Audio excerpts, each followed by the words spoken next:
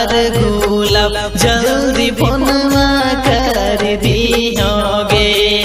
आशा के तोरे फोनवा करो इंतजार गुलाब जल्दी फोनवा कर दियोगे। कौन करन आशा छोड़ ले तो साथ गे, कौन करन आशा छोड़ ले तो साथ गे। आशा के तोरे बिन गुलाबो के दिल टूट, तोरे बिन नहीं जिए परतोगे। आशा के तोरे बिन गुलाबो के दिल टूट, तोरे बिन नहीं रह परतोगे।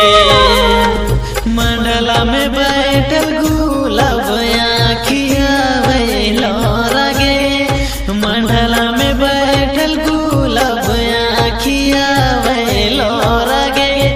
आशा गे तोरे बिन गुलाब कैसे रहे परतो, जल्दी फोनवा कर दियोगे।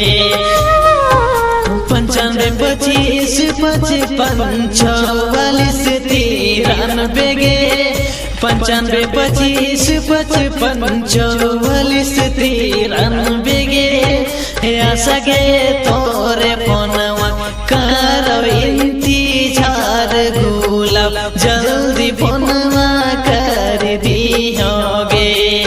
आशा गे तोरे फोनवा करो इंतजार गुलाब जल्दी फोनवा कर दियोगे।